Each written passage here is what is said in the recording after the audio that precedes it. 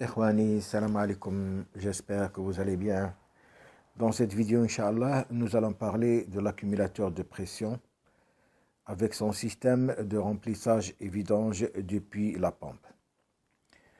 L'accumulateur de pression, normalement, est destiné à restituer de l'énergie ou une pression. On l'utilise en particulier dans les circuits où la puissance moyenne utilisée est faible, mais la puissance instantanée est importante. Donc, je vais vous donner un exemple. Supposons par exemple que nous avons une installation, et dans cette installation, nous n'avons besoin c'est-à-dire d'effectuer un effort très important que pendant un temps très court. C'est-à-dire, j'ai besoin par exemple de presser quelque chose pendant 5 secondes, et cette pression par exemple va nécessiter un débit, une pression donnée. Mais pendant c'est-à-dire les 55 secondes qui restent, je n'ai pas besoin de cette pression, c'est-à-dire je ne travaille qu'à des pressions qui sont très faibles. À ce moment-là, je ne vais pas utiliser une puissance importante, c'est-à-dire dans mon circuit, parce que cela ne servira à rien. Je vais utiliser uniquement une puissance faible, c'est-à-dire qui va c'est-à-dire me permettre le travail pendant les 55 secondes, mais pendant les 5 secondes où j'ai besoin d'un travail important, à ce moment-là, c'est l'accumulateur qui va faire le travail. C'est-à-dire que nous allons pouvoir accumuler de l'énergie hydraulique, d'accord, pendant ces 55 secondes qui sera restituée pendant la phase de travail. Et c'est l'intérêt de l'accumulateur et qui permettra une installation plus petite que la puissance nécessaire au travail. Alors, comment est constitué cet accumulateur?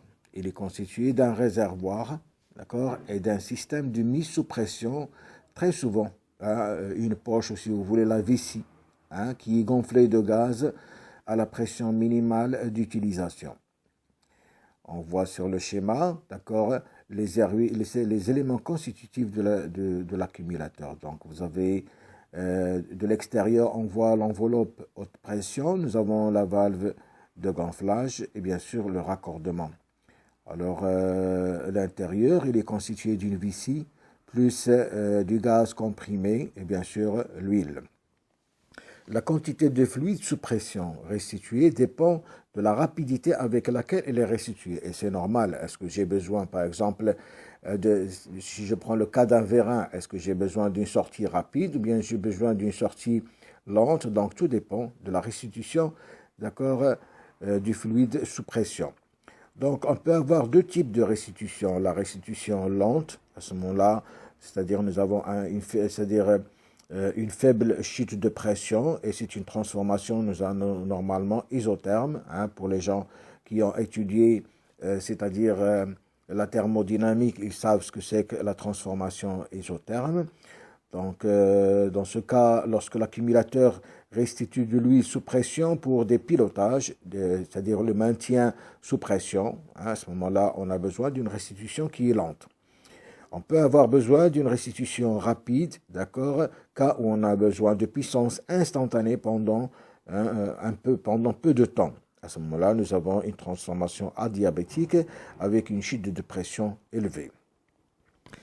Alors, le besoin d'utilisation de l'accumulateur dépend bien sûr son dimensionnement. On va le dimensionner en fonction de son utilisation, en fonction c'est-à-dire de son débit, de sa façon de travailler. Le volume, bien sûr, que nous allons récupérer, qu'on va appeler le delta V, et qui est disponible dans l'accumulateur, donc il passe d'une pression P1 à une pression P2 qu'on va appeler delta V. Donc le delta V, c'est la pression de sortie moins la pression d'entrée. Donc sur la représentation suivante, vous voyez qu'au repos, le gaz occupe tout le volume intérieur. Et nous avons bien sûr une pression P0, volume V0, une température T0. Il y a une certaine pression minimum d'utilisation, nous allons avoir P1, d'accord, V1 et T1. Il y a la pression maximale d'utilisation, bien sûr, nous allons avoir P2, V2 et T2. Alors maintenant, nous allons voir, c'est-à-dire quel est le moyen, de faire, c'est-à-dire de remplir et de vidanger cet accumulateur depuis la pompe et voir, c'est-à-dire son montage sur le circuit hydraulique. Alors ici, vous avez un schéma sur lequel c'est représenté l'accumulateur, d'accord? Donc on voit que l'accumulateur, il se monte en dérivation avec le circuit principal, hein, permettant ainsi de stocker une quantité de fluide sous pression qui sera restituée en cas de besoin. Par exemple, vous pouvez avoir une chute de pression accidentelle, hein, une compensation des fuites, hein, équilibrage des forces par exemple, hein, donc arrêt de la pompe. Donc tout ça, l'accumulateur va pouvoir, c'est-à-dire fonctionner dans ces cas. Alors, comme je viens de dire, il est monté en dérivation avec le circuit principal, d'accord? Comme ça, la pompe, elle va pouvoir refouler, d'accord, sur le circuit principal. Une fois la pression atteinte sur le circuit principal, elle va continuer à refouler, d'accord, c'est-à-dire dans l'accumulateur, jusqu'au remplissage. Alors, la vidange et le remplissage, ils se font, c'est-à-dire à travers des valves de chargement, qu'on appelle valves de chargement accumulateur. Hein. Ces valves sont utilisées dans les installations hydrauliques qui comportent toujours c'est-à-dire les accumulateurs, et vous allez les trouver. Et il faut savoir, c'est-à-dire comment détecter ces valves et comment les lire sur le schéma hydraulique.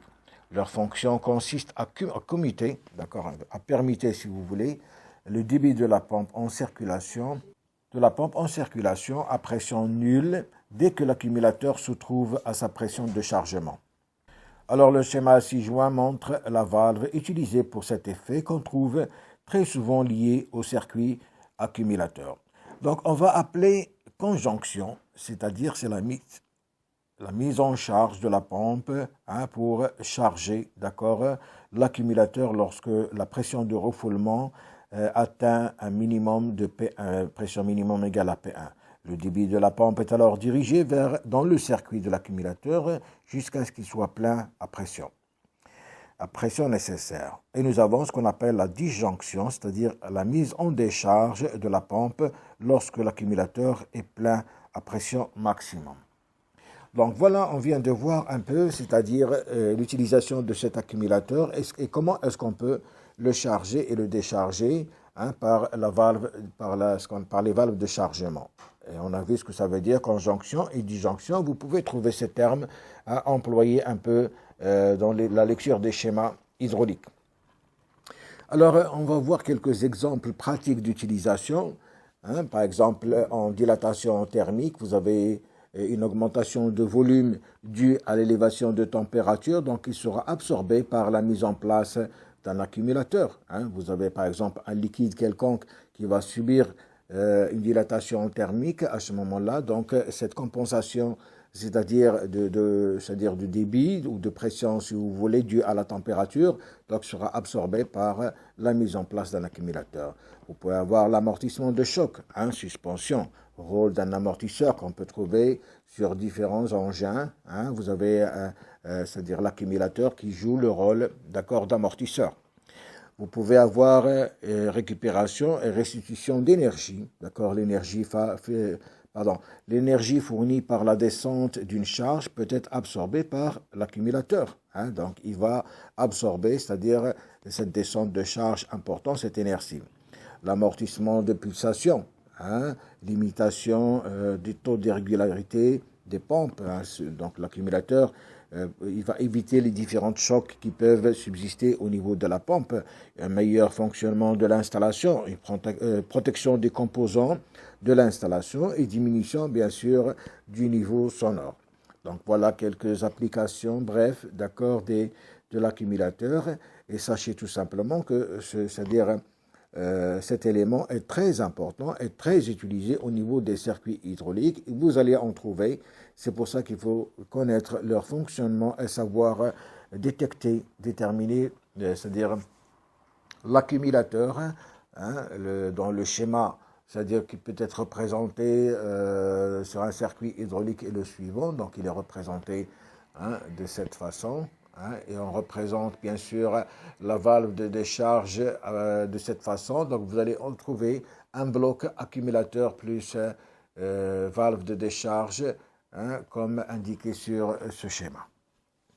Donc voilà, c'était un bref aperçu sur les accumulateurs. J'espère que cela va vous servir à quelque chose. J'ai tenu à faire cette leçon parce que très souvent, sur les schémas hydrauliques, on trouve les accumulateurs avec leurs valves et il faut savoir, c'est-à-dire les détecter et lire le schéma avec ces éléments. Je vous remercie et à la prochaine.